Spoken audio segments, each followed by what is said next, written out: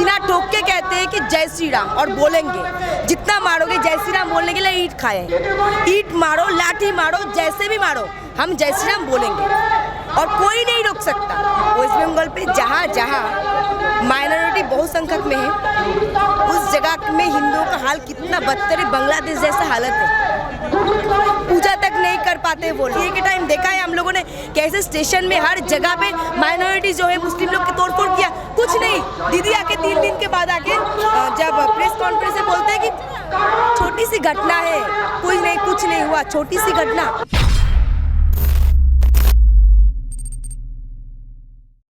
Madam ये बताइए, जो भाजपा का मतलब इस बार पश्चिम बंगाल के चुनाव में क्या माहौल है?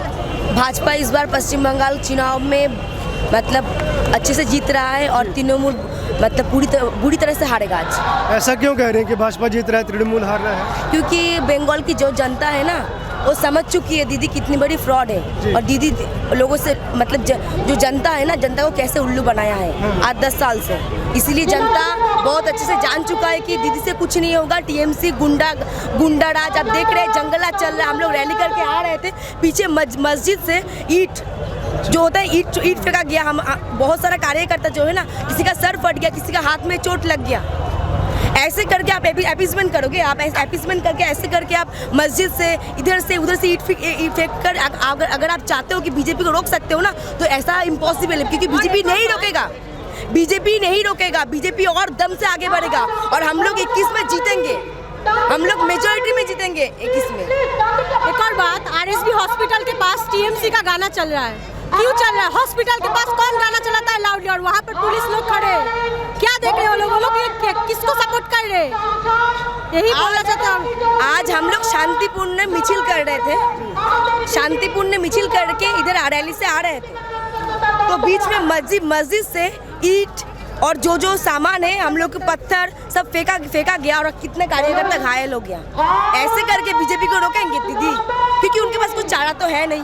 क्योंकि वो इस बार उनको समझ में आ गया कि वो इस बार वो नहीं आएंगे, उस बार वो नहीं आएंगे, जीतेंगे हम लोग ही है। बीजेपी आएगा, मोदी जी आएंगे और कमल खिलेगा इस बार वेस्ट बंगाल में। इस बार पश्चिम बंगाल में और क्या मुद्दे हैं? चुनाव में क्या मुद्दे हैं? चुनाव पे जैसे मुद्दे हैं, पहले मुद्दा जैसे है सिंडिकेट राज।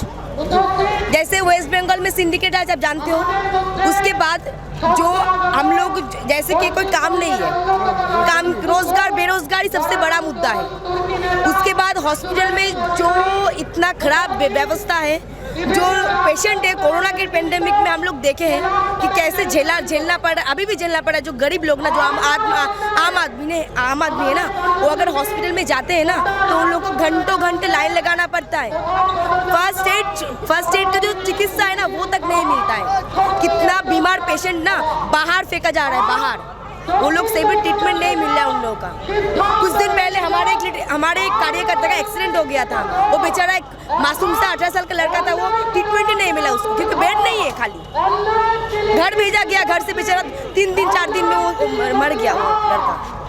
उसके बाद जो सबसे बड़ा मुद्दा बेरोजगारी है, कोई काम नहीं है। और ये तो हम लोग देख चुके हैं ना, क्योंकि जिस टाइम हम लोग का आज कोरोना पेंडेमिक के टाइम जब जो हम लोग का जो लेबर लोग है ना, जो बाहर से आए, उसी टाइम पूरा पश्चिम बंगाल का जो जनता है ना, वो लोग का आँख खुल गया कि इतने सारे लोग बाहर काम पे जाते, तो वेस्ट बंगाल पे रखा क्या है? एक के बाद एक फैक्ट्री बंद हो रहा है, सब कुछ खत्म हो गया। उसके बाद आ रहा है उसके बाद थर्ड जो मुद्दा है, वो है लड़कियों का सुरक्षा। दीदी यूपी में कुछ हो रहा है, जो भी घटना घट रहा है, बहुत निंदनीय है, बहुत खराब घटना है और इसके हम लोग निंदा करते हैं और करना भी चाहिए।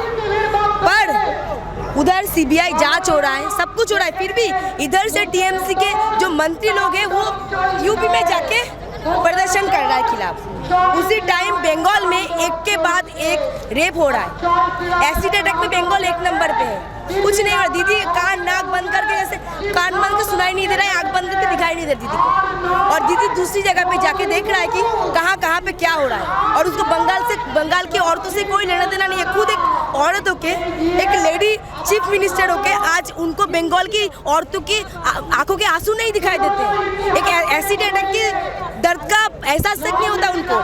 उनके मंत्रियां कहती है छोटा सा घटना है, वो खुद कहती है छोटी सी घटना है, ऐसा होता रहता है। तो उनका ऐसा माइंडसेट है जो, और सबसे जो मतलब क्या बोलेंगे, लड़कियां बाहर निकलने से भी प्रॉब्लम होता है हम लोग को। रात को छेड़छाड़ तो लगा ही रहता है। उसके बाद आता है माइनॉरिटी एपिसमेंट।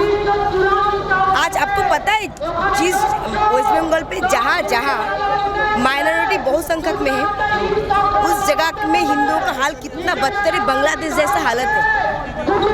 पूजा तक नहीं कर पाते वो लोग। जो शंख बजाते हैं ना बंगाली लोग, अपने घर पे जब पूजा करते हैं तो शंख बजाते हैं, शंख तक नहीं बजाने देते हैं। घर से निकलना मुश्किल कर दिया। लड़कियों को प्यार के जाल में फंसा के लव जिहाद का बहुत ज़्यादा मुद्दा आपको वेस्ट बंगाल में मिल जाएगा, हर जगह पे मिल जाएगा। हिंदू लड़कियों को बहला के फुसला के गलत नाम गलत एड्रेसिंग करके शादी करो, फिर 2-3 बच्चा पैदा करके छोड़ दो। हमारे घर के पास में ही हुआ, कुछ दिन पहले ठाकुरपुकुर में बेहाला में हुआ था। साउथ कोलकाता में हम लोग गए थे। एक लड़की को शादी के प्यार के जाल में फंसा के शादी किया, फिर उस लड़की का पता क्या हुआ, 15-16 दिन बाद वो लड़की मार दिया। और हम लोग जब गए पुलिस कुछ नहीं किया, उन लोगों को सेव करके बचा के लेके गया वो फैमिली को मोहम्मदन में। पता है क्यों? क्योंकि इस स्टेट में ना माइनॉरिटी जो है मुस्लिम, वो लोग का जितना दबदबा है, जितना राइट्स है ना, हिंदुओं का उतना राइट्स नहीं है हिंदू। इसीलिए पश्चिम बंगाल में दीदी जो बोल रहा है कि जय श्री राम बोलने से दीदी को समस्या होती है। हाँ, क्योंकि पता है ना आपको कि राम नाम पे भूत भागता है, तो भूत जो है ना तो ऐसे ही भागेगा। क्योंकि ये लोग जो है ना, ये लोग भगवान को तो नहीं मानते हैं ना, तो ये लोग डरेगा। और हम लोग सीना ठोक के कहते हैं कि जय श्री राम, और बोलेंगे जितना मारोगे जय श्री राम बोलने के लिए ईंट खाए, ईंट मारो लाठी मारो जैसे भी मारो, हम जय श्री राम बोलेंगे और कोई नहीं रोक सकता। दुनिया का कोई नहीं रोक पाया। आज हम लोग जीत गए, अयोध्या में मंदिर बन रहा है, और वेस्ट बंगाल में मतलब वेस्ट बंगाल में जय श्री राम बोलने में प्रॉब्लम है। और अल्लाह अकबर का नारा लगा के आप मिছিল करते हो, मीटिंग करते हो, तोड़ फोड़ कर देते हो। सीए के टाइम देखा है हम लोगों ने कैसे स्टेशन में हर जगह पे माइनॉरिटी जो है मुस्लिम लोग की तोड़ फोड़ किया। कुछ नहीं, दीदी आके 3 दिन के बाद आके जब प्रेस कॉन्फ्रेंस में बोलते हैं कि छोटी सी घटना है, कुछ नहीं हुआ, छोटी सी घटना। 84 करोड़ रुपए का नुकसान छोटी सी घटना लगता है आपको? और हम लोग जय श्री राम बोल के कुछ होता है तो बहुत बड़ा घटना। उनको ये लोग बोलते हैं कि दंगाई मानसिकता, ये सब इन लोगों का आदत है बोलना। ये सब खत्म हो चुका है, लोग जान चुका है, हिंदू अब जाग चुका है। पंचायत चुनाव में जो वोट नहीं दिया गया था, ये सही बात है? पंचायत चुनाव में 34% नॉमिनेशन जो होता है ना, वो डालने ही नहीं दिया, फिर भी जीत गया। सोचिए, पंचायत चुनाव में 34% नॉमिनेशन ही नहीं डाला, क्योंकि जाने ही नहीं दिया